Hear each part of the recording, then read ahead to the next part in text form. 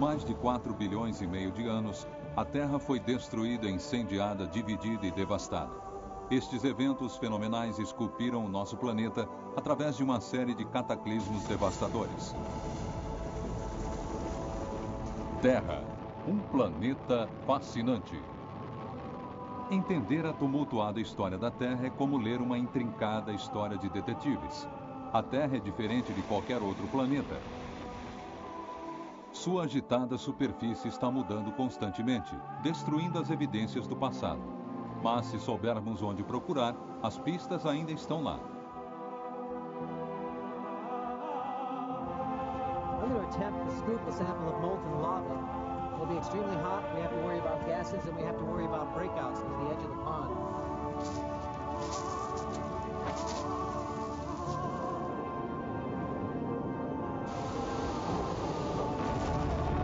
The Atlantic Ocean owes its very existence to the geological violence that took place 135 million years ago.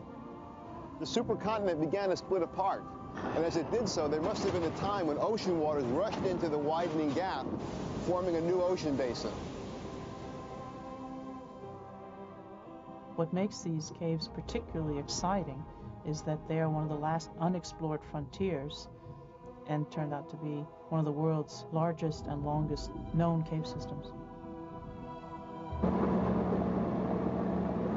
What I find truly remarkable is that within this core barrel is a massive piece of rock from 200 feet below the surface, and yet it contains as many bacteria in it as there are people on this planet. Ocean basins open and close. The sea covers the continents and then retreats. Mountain ranges like the Himalayas and the Andes will be eroded flat. On a human timescale, not much changes. But on a geological timescale, the whole Earth is remodeled, and all the things that we've done and made will be destroyed.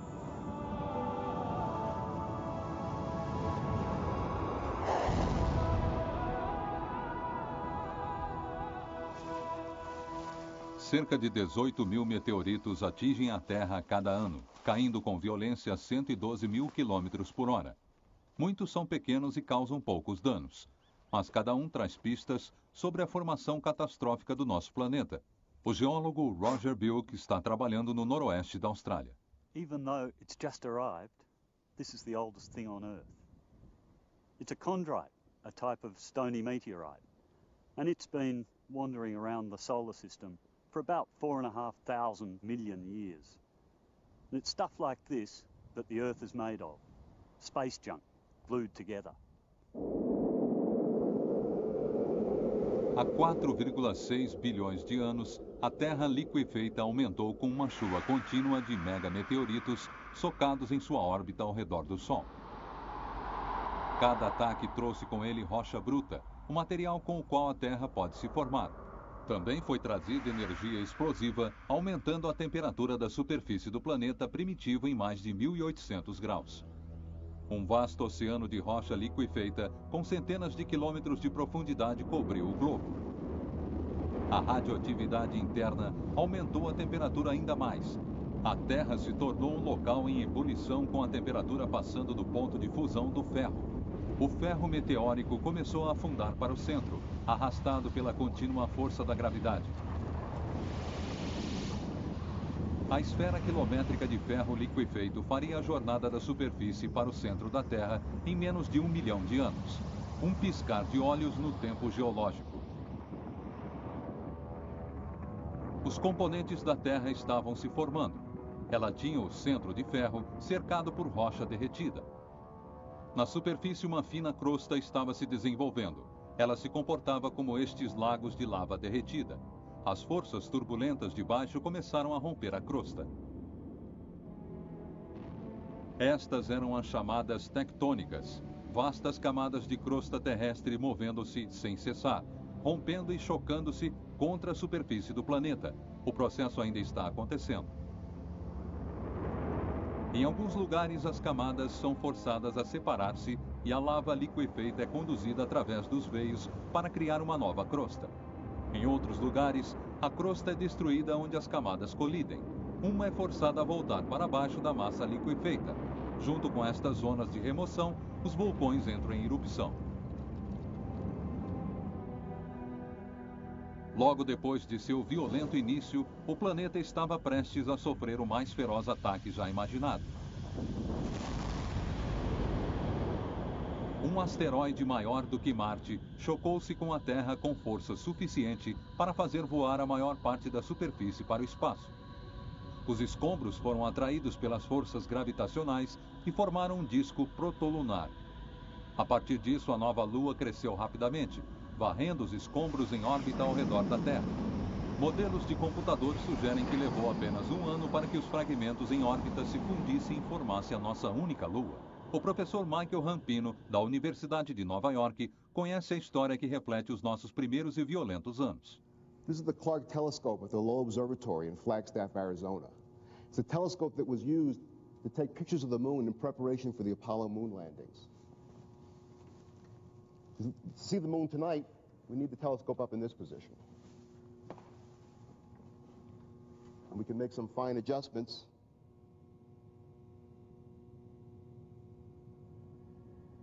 The density of the craters on the moon's surface was measured using the photographs taken by the Clark Telescope.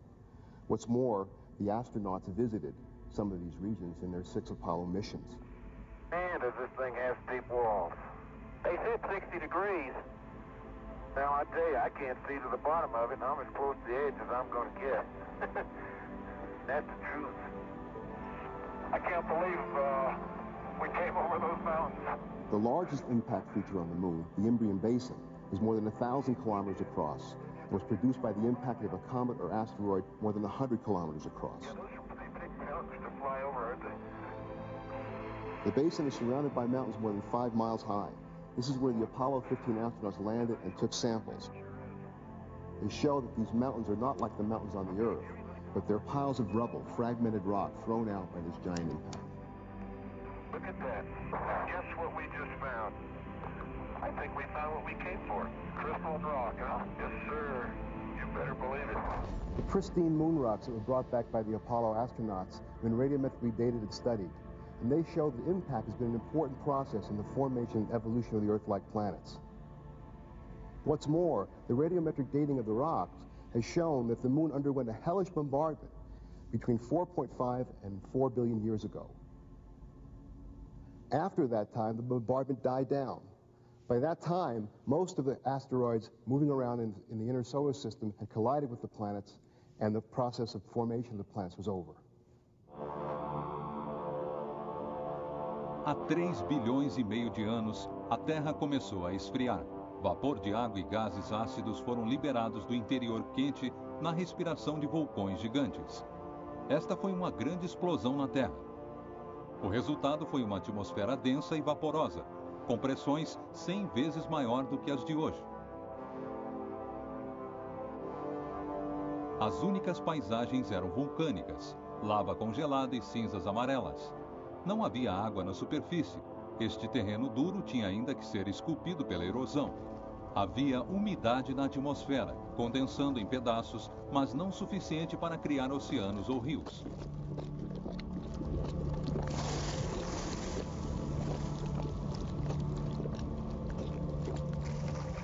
Não havia oxigênio no ar.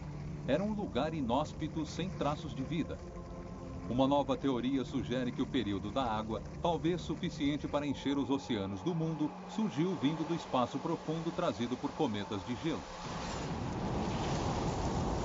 A chuva cósmica continua hoje com 24 toneladas de pequenos cometas de gelo atingindo a atmosfera da Terra a cada 3 segundos.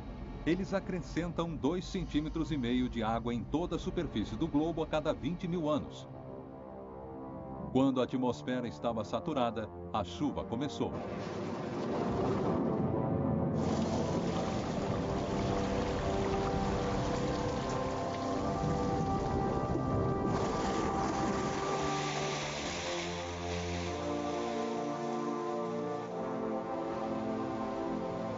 Durante a era das tempestades torrenciais, produziu-se as maiores inundações que o planeta já conheceu. Um oceano sem fim formou-se e quando os céus ficaram finalmente claros, a Terra foi transformada em um globo úmido. E nesta época que se acredita que a vida começou.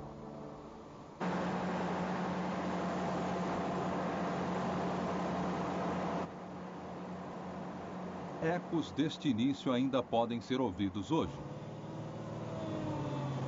Os nossos mais antigos ancestrais, as criaturas mais resistentes já desenvolvidas, sobreviveram sem mudanças por bilhões de anos, vivendo em rochas sólidas. Perfurando em grandes profundidades nas rochas das cascatas de Idaho, o microbiologista Thales Onstott, de Princeton, espera dar uma olhada mais detalhada em seus descendentes. What I find truly remarkable is that within this core barrel is a massive piece of rock from 200 feet below the surface, and yet it contains as many bacteria in it as there are people on this planet. Now, these are living bacteria, and they live at temperatures approaching the boiling point of water. They live at pressures that are 100 times the atmosphere. They live in a salty, briny solution that's alkaline and contains gases that are toxic to us, and yet they still manage to survive. Elas são conhecidas como extremófilas, por causa das condições de vida extremas. Para uma visão mais detalhada, os cientistas primeiro as extraíram de seu ambiente rochoso. The really exciting thing about heat-loving bacteria is that they're the most primitive organisms on the Earth. And the fossil evidence in the most ancient rocks on Earth indicate that these types of organisms must have existed 3.7 billion years ago. Com habilidade e cuidado, a equipe trabalha dentro de caixas com luvas. Aqui eles podem manipular as amostras em condições estéreis. Eles examinam grandes extensões para assegurar que a única bactéria presente é aquela que fez a jornada para fora do interior da Terra. We need to pare away the outside of the core so that we can remove any contamination that may have occurred during the process of coring in the field. O centro é então colocado em uma prensa e esmagado até formar um pó fino. Então, uma amostra do pó é retirada e uma cultura desenvolvida da bactéria.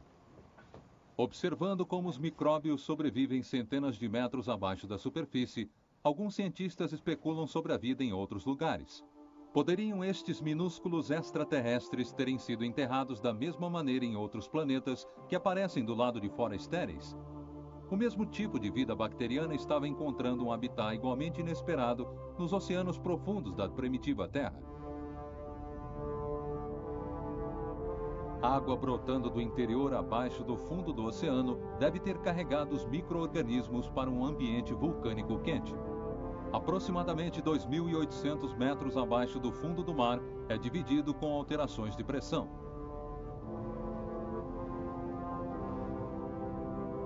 A crosta é muito fina e o calor vulcânico do centro da Terra aquece a água que se alastra através de defumadores negros.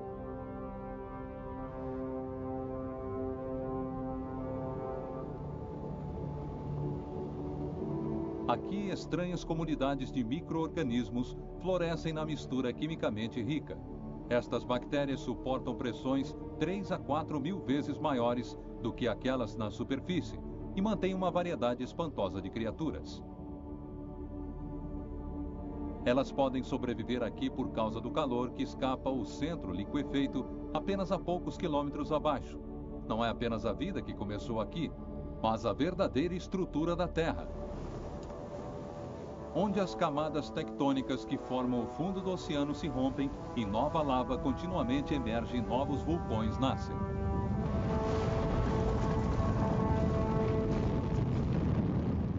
Em 1963, este ato de criação pôde ser visto por completo. Cerca de 2,5 bilhões de quilômetros quadrados de lava foram lançados para fora da costa da Islândia para formar a nova ilha de Surtsey. Ela emergiu em questão de dias, como uma ilha vulcânica na Terra primitiva. Ao redor do planeta, estas ilhas apareceram e, na época, formariam os primeiros continentes. Pistas de como isto aconteceu são encontradas nas montanhas rochosas canadenses. A casca mais externa da Terra, a litosfera, transporta os continentes. Ela é formada por uma grande camada de rochas diferentes que se estendem 96 quilômetros para baixo da Terra. A maior parte desta estrutura é desconhecida. O mais profundo que se conseguiu se chegar foi 14 quilômetros. Explorações mais profundas precisam de abordagens diferentes. Para descobrir como a Terra era formada, uma equipe de 700 cientistas, os equivalentes modernos dos primeiros mapeadores, estão traçando este território invisível. Eles usam detectores de ondas de choque, geofones, que as equipes estão colocando em toda a paisagem.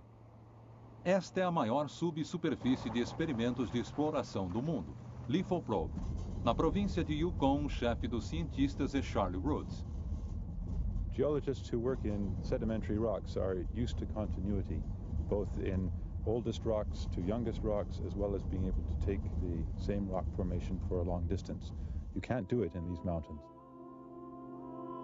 The rocks on the surface indicate a large platform of limestone, and the surrounding areas are rocks that have no relation to that. They're bits that are not part of the continent that appear to have come from somewhere else. These canyons show the folds and the twists that the rocks have undergone as they've been pushed up against the ancient continent. The problem is that we only get to see the rocks that are at the surface, and in an area where rocks are steeply dipping, there is far more of the story buried beneath our feet.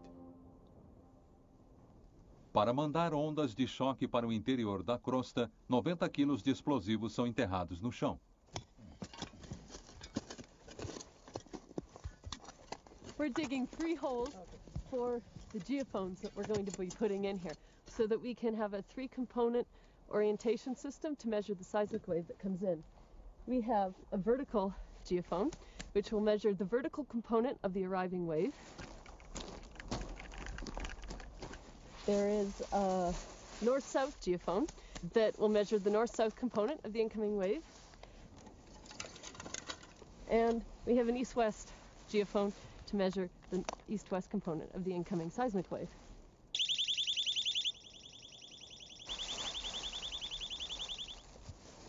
10, 9, 8, 7, 6, 5, 4, 3, 2, 1.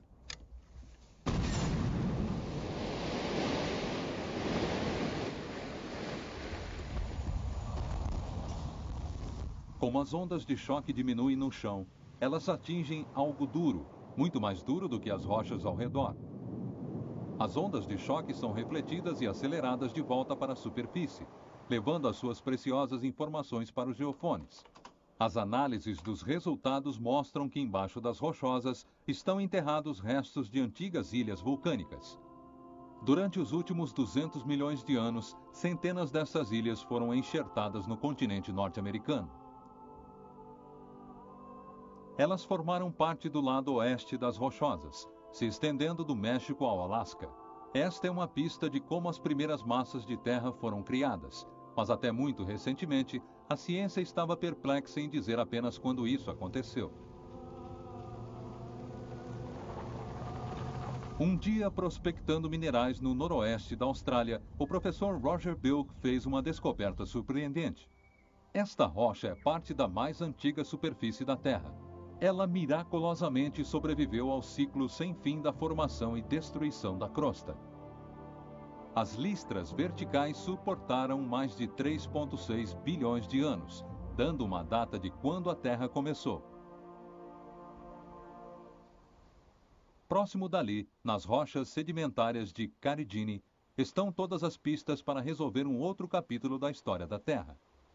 Este foi o primeiro lugar onde a vida e a Terra começaram a interagir, e os traços são claros nesses dias. The impressive thing about the place is how red it is.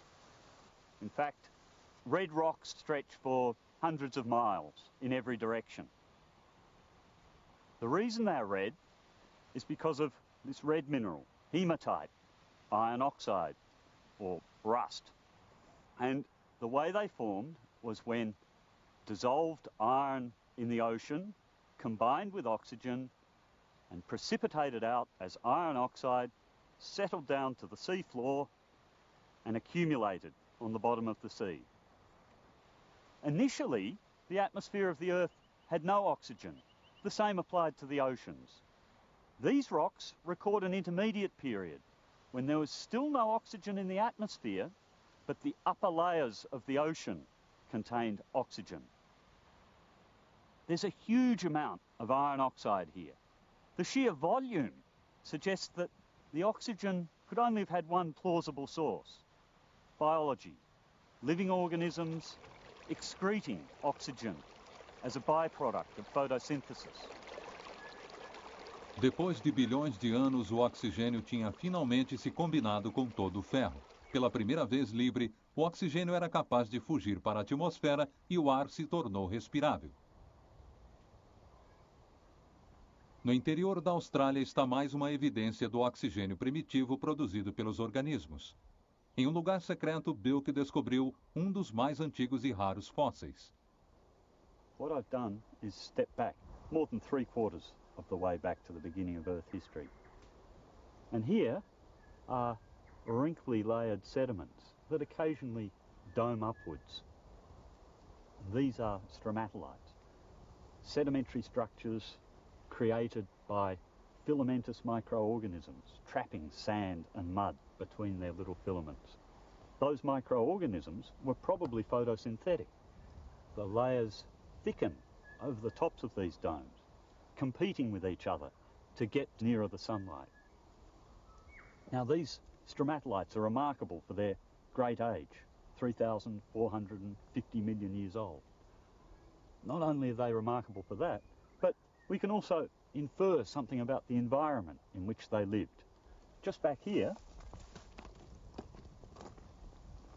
are gypsum daisies, little star-shaped clusters of gypsum crystals, calcium sulfate. These form when seawater evaporates in a shallow pond near the edge of the sea. Produzindo oxigênio, as estrematolites mudaram o planeta para sempre. Estas minúsculas bactérias foram os primeiros organismos a viver em colônias. Elas capturam e incorporam areia fina para criar estruturas rochosas que ainda sobrevivem na Austrália hoje.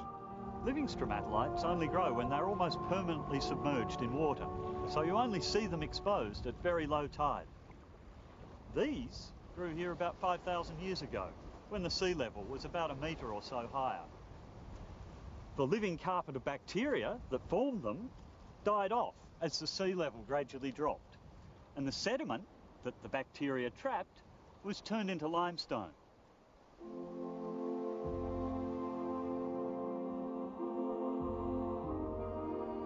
A vida floresceu e tornou-se uma força para moldar o mundo. Em Utah, as conchas de milhões de criaturas marinhas que viveram e morreram aqui foram expostas onde o rio San Juan cria uma grande fenda na crosta terrestre.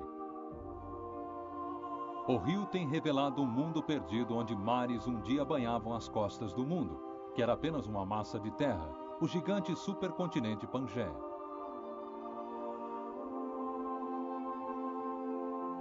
Há 200 milhões de anos atrás, o platô do Colorado era um deserto no equatorial Pangaea, o supercontinente que se estendia continuamente de polo a polo.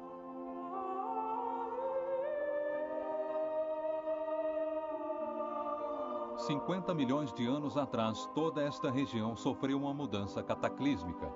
A erosão começou continuamente a desgastar camada por camada da rocha. As forças tectônicas que apertaram, comprimiram e levantaram a Terra estavam trancadas em uma batalha sem fim com as forças erosivas, tornando a Terra plana novamente, formando paisagens fantásticas.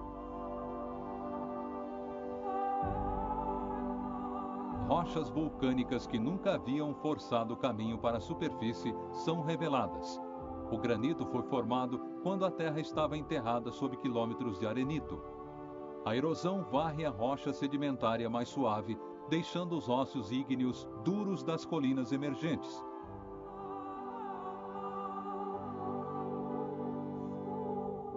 A água é a força mais forte de todas.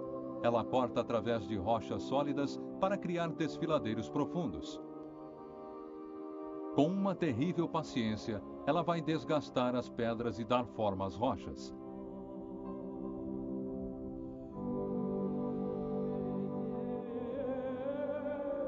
Um dia, em um futuro distante e inimaginável, o desfiladeiro da fenda do Antílope será tão amplo e tão profundo quanto o próprio Grand Canyon.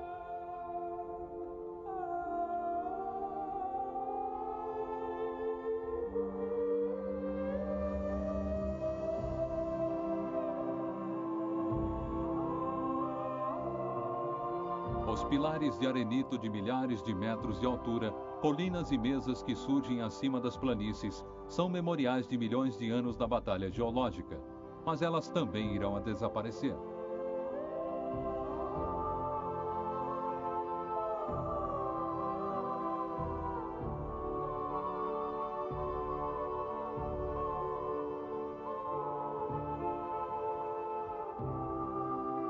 Nada pode resistir à erosão. Tão rápida quanto as forças tectônicas criam paisagens, vento, chuva e gravidade irão minar tudo novamente. Esculpindo a superfície, abrindo as mais profundas ravinas, cortando as mais altas montanhas, a natureza encontra o seu próprio equilíbrio. No final, ela vai destruir todas as estruturas que a Terra cria.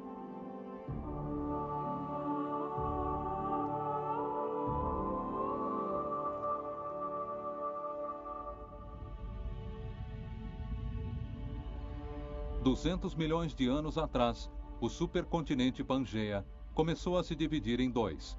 Levou 65 milhões de anos. Os dois continentes que conhecemos hoje foram formados por uma outra convulsão que atingiu os restos do supercontinente no sul.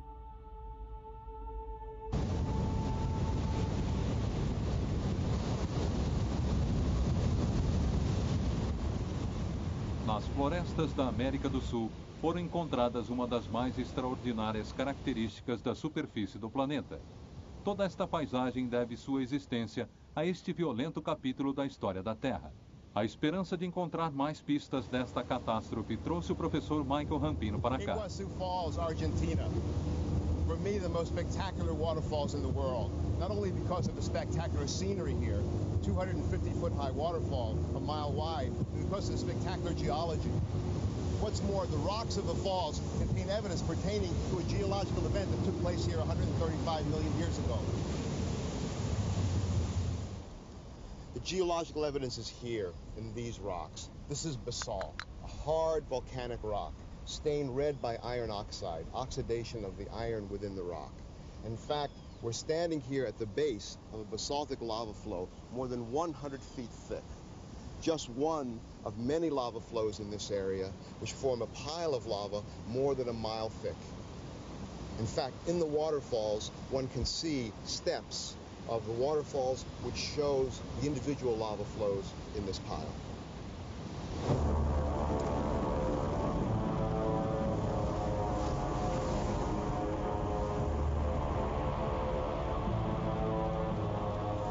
Imagine volcanic eruptions so enormous as to produce lava flows erupting from giant cracks and fissures in the Earth's crust, flowing out over an area twice the size of the state of Texas, more than 250,000 square miles.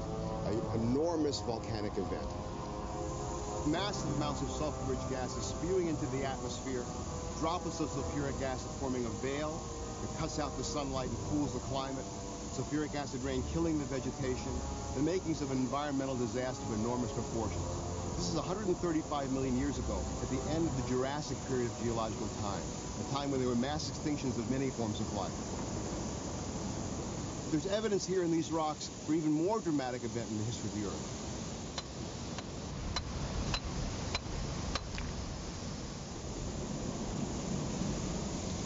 And here's just the piece of evidence that I need.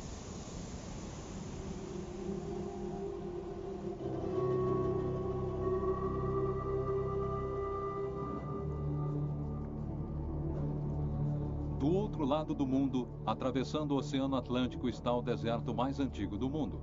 Ele domina a maior parte do sul do país africano da Namíbia.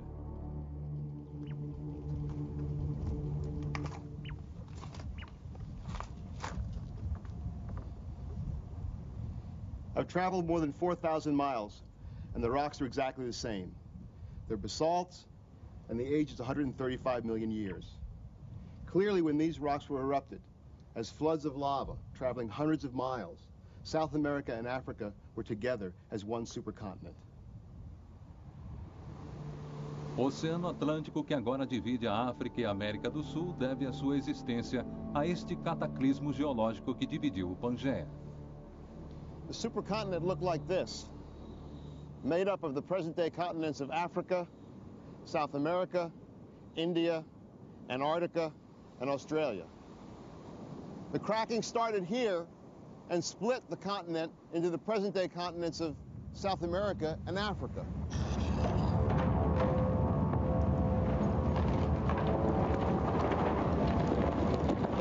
Em termos geológicos, isso aconteceu incrivelmente rápido. A rachadura se abriu em direção ao norte com uma velocidade de 5 centímetros por ano. A separação dividiu a Terra e a afastou. Chafarizes de fogo vulcânico soltaram através da rachadura. O processo inteiro levou apenas 5 milhões de anos para ser completado. A evidência da separação está clara. As linhas da costa da América do Sul e África encaixam-se perfeitamente. E sob o oceano, as alterações de pressão do meio Atlântico dividem os dois continentes quase exatamente no meio onde eles ainda continuam se afastando. Mas as convulsões geológicas podem significar desastre. Existem 5 extinções maciças importantes na história da Terra. A mais conhecida são os dinossauros, porque eles simplesmente desapareceram da face da Terra. A Índia pode fornecer a resposta. Há 65 milhões de anos, ela era uma ilha derivando em direção à Ásia. Foi quando as paisagens em camada de Deccan Traps foram criadas. Uma grande fenda vulcânica lançou 1,3 milhões de quilômetros quadrados de lava. Camada após camada de lava encontra-se na Terra localizados em até 2.400 metros de espessura. Alguns cientistas acreditam que a escala desta atividade vulcânica era tão grande que matou os dinossauros. O professor Michael Rampino acha que os traps foram disparados por um visitante extraterrestre. This is the Hoba iron meteorite in Namibia. It's the largest meteorite known on Earth. And like most meteorites, it contains the rare element iridium. And iridium has proven to be the clue, the connection between the impact event and the extinction of the dinosaurs. O irídio foi encontrado próximo das crateras de impacto, mas é extremamente raro em outros lugares da crosta da Terra. Nestas crateras, os níveis de irídio são 10.000 vezes mais altos do que o normal. Concentrações tão altas foram encontradas em registros sedimentários em todo o mundo, em uma data consistente de 65 milhões de anos atrás. Recentemente, uma cratera de mais de 170 quilômetros de largura foi encontrada na península de Yucatán, na costa do México. Ela também foi criada 65 milhões de anos atrás. Ela foi formada por um assassino cósmico com 16 quilômetros de largura, que se aproximou da Terra a mais de 100 mil quilômetros por hora.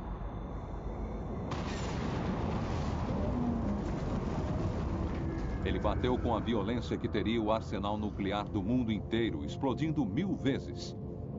Uma bola de fogo feroz foi lançada tragando a Terra por milhares de quilômetros. Enormes incêndios duraram meses, destruindo tudo em seu caminho. The impact may have had other catastrophic effects as well. The force was so great that shock waves went out from the point of impact in Mexico around the world and focused and concentrated at the exact opposite point of the Earth, in the Indian Ocean. O ponto exatamente oposto naqueles dias era a ilha da Índia, e Rampino acredita que as violentas erupções vulcânicas que criaram Deccan Traps foram disparadas pelo meteorito. Os efeitos do impacto da explosão e o fluxo vulcânico despejaram milhões de toneladas de pó e cinzas no ar, mergulhando o mundo na escuridão. Nitrogênio, enxofre e oxigênio, combinados na atmosfera, formaram a chuva ácida quando a Terra esfriou.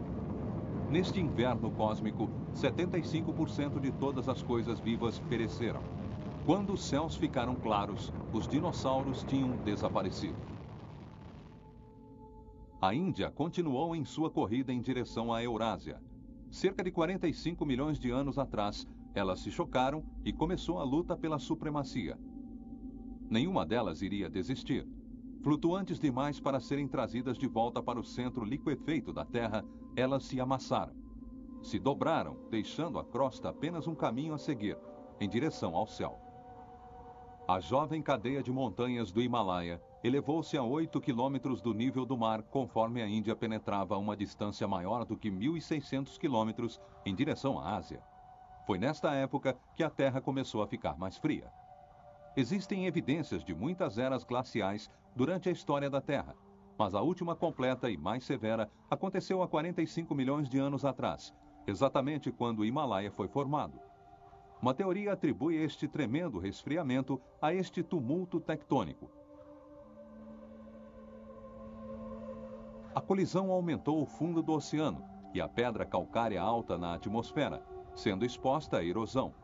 As montanhas foram espalhadas com rochas de pedra calcária e escombros.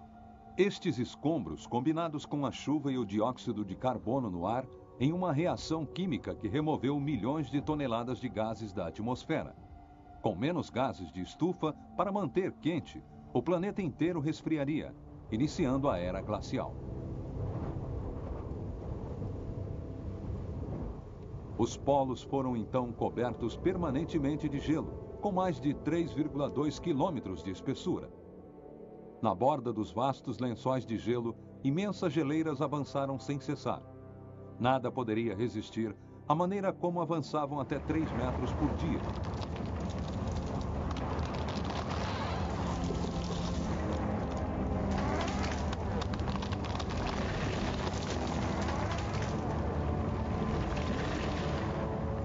Como o gelo cobria mais terra, mais calor do Sol era refletido de volta para o espaço, congelando ainda mais o planeta.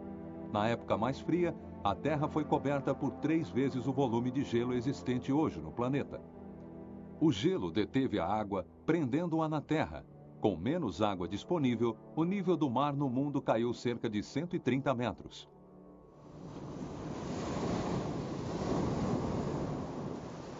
Hoje, a ilha do Caribe, na Grande Bahamas, apresenta as mais claras pistas das grandes alterações dos níveis do mar no passado.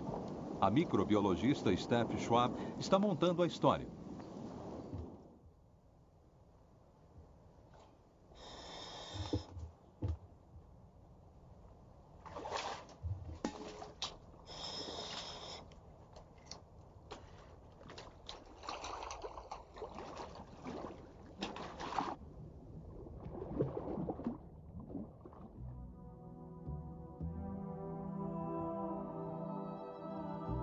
These caves have a story to tell concerning past sea level fluctuation and past interglacial and glacial periods.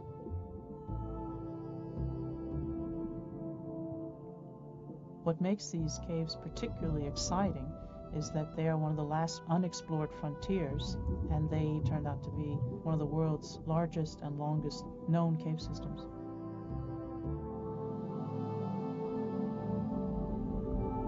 Move from the entrance into a very large cathedral room where we can see the ceiling comes up to what we commonly call these cave systems, which is a blue hole.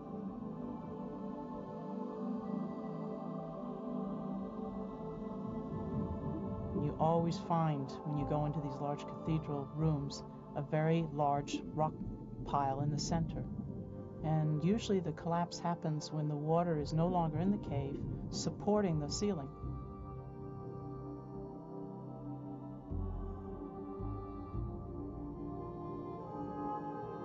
I'm now swimming through what is called a mixing zone, and this is where the fresh water mixes with the seawater and causes what we call a shimmer.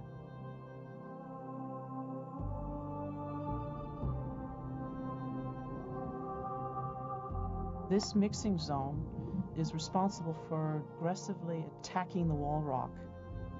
It's like soft cheese.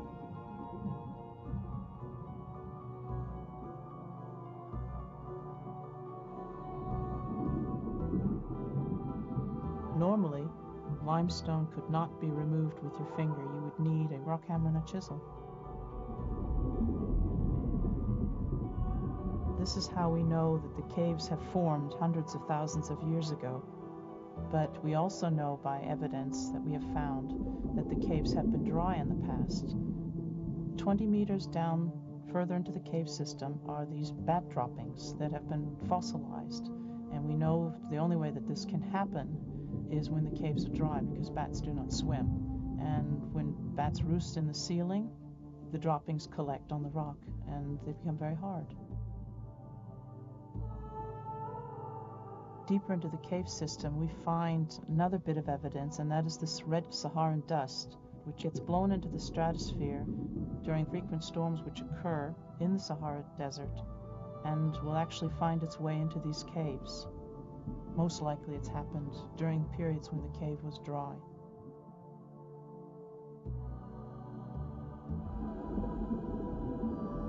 The final bit of evidence which supports the fact that the caves have been dry are these beautiful stalactite and stalagmite gardens that we find at 28 meters plus.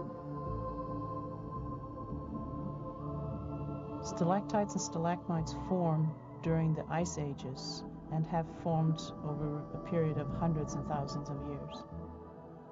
What happens is the water is frozen in the ice caps on the poles, sea level drops, and the caves become dry.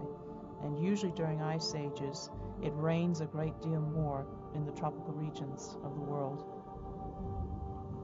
This rainwater percolates through the bedrock or the sealing rock and dissolves the rock that's there, and it comes out in the drip water and crystallizes, just like an icicle. And basically, these are rock icicles.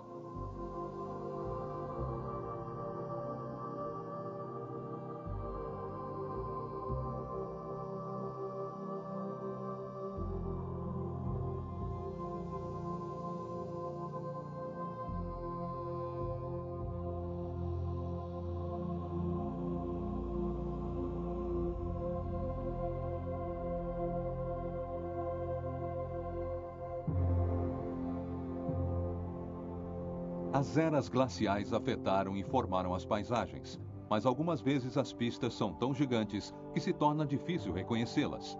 No estado de Washington, no Grand Coulee Canyon, estão as Shineland Scamblers. Por anos, muitos cientistas tentaram descobrir o que teria causado uma erosão nesta escala. O cientista Richard Wade é o mais recente pesquisador. This rock, the size of a three-story house, looks like it's part of the bedrock. Part of this basalt that forms this vast landscape. But the structure in the basalt is horizontal, as you can see, whereas the structure in this rock is vertical. In other words, this big rock has been moved. The rock can't have just simply rolled off the cliff. We're too far from it, and there's a valley between us and it. Glaciers have been known to move rocks this size, but we are beyond the glacial limit. But the biggest clue in the landscape is the landscape itself. This gorge is carved in basalt, one of the hardest of rocks. It ends in a sheer cliff, 400 feet high, and it's in the shape of an enormous horseshoe. It's like the gorge below Niagara Falls, but this, Dry Falls, is fully 2 Niagaras high and 3 wide.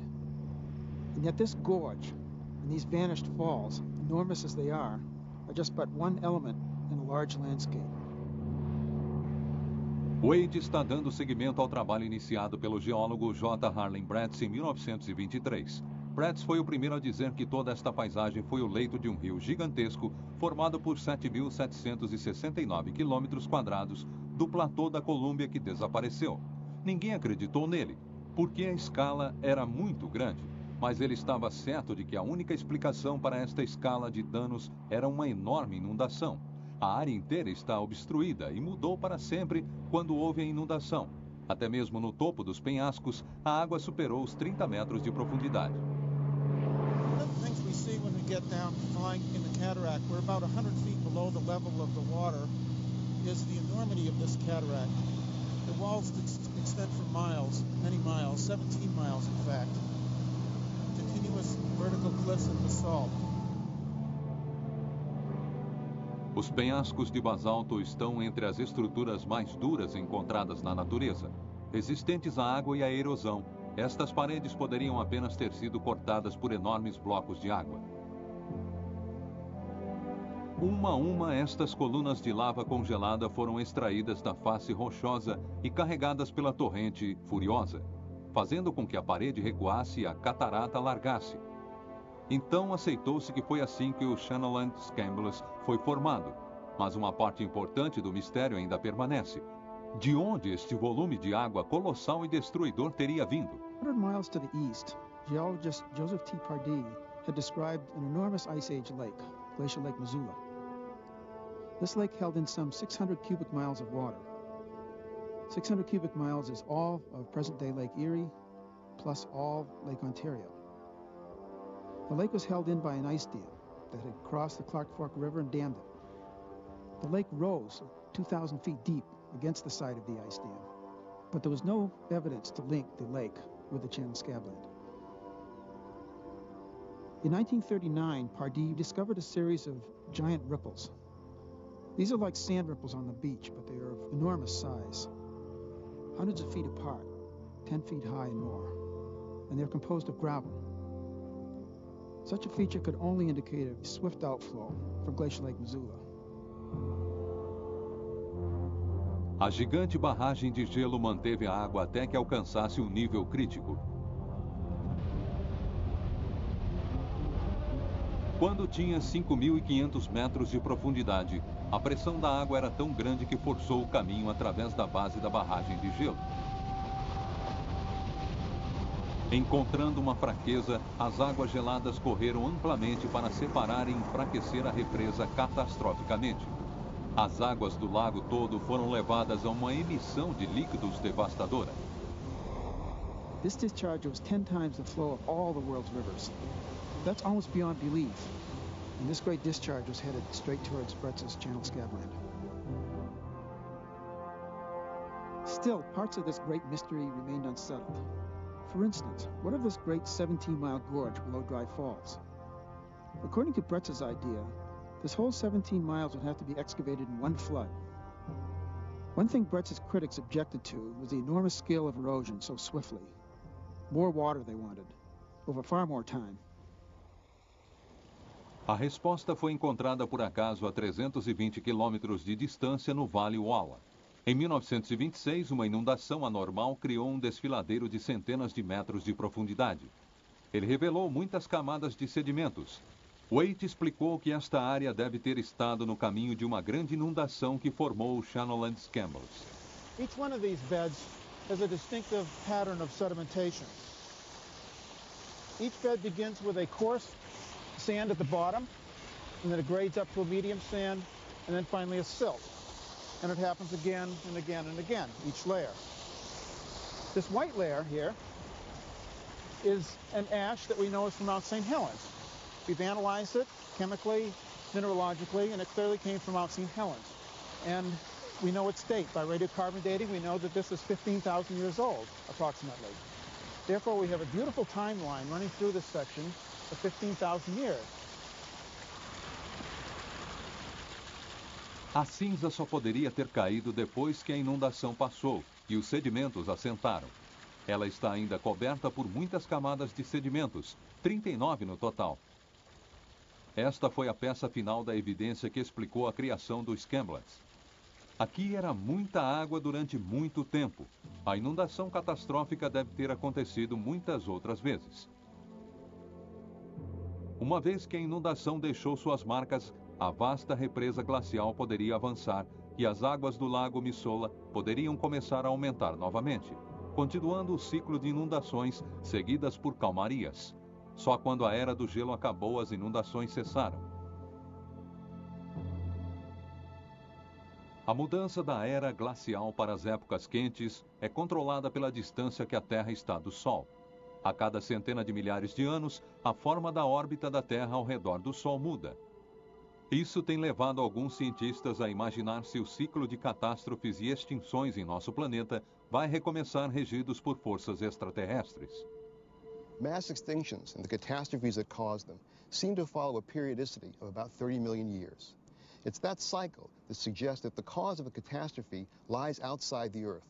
On a clear night here in Africa or in other places where you can see the night sky, we can see astronomical evidence for the cause of these geological catastrophes every 30 million years.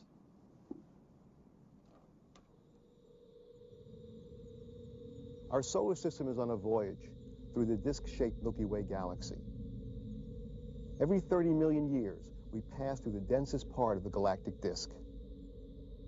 During that time, the comets of our solar system can become disturbed and fall inward toward the inner planets. During this period, the Earth is more likely to be impacted.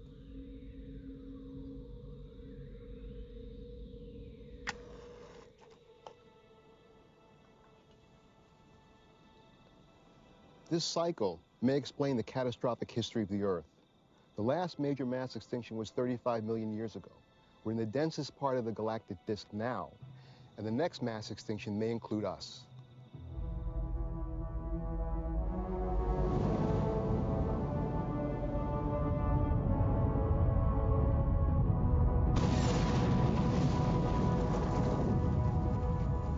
Cataclismos podem causar a extinção e desastre, mas eles também formaram a Terra e produziram um ambiente no qual a vida humana pode florescer. O ar é respirável, os mares são quentes, o clima é temperado, o gelo firmemente enraizado nos polos. De fato, uma trégua geológica, mas esta trégua pode estar chegando ao fim. Com um homem tão amplamente espalhado pelo planeta, cataclismos da natureza se tornarão catástrofes humanas. As forças que governam a Terra são insensíveis às nossas necessidades. Cada movimento das placas traz o perigo de um próximo desastre.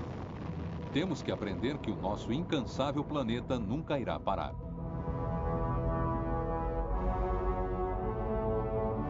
Versão brasileira Dubla Vídeo São Paulo.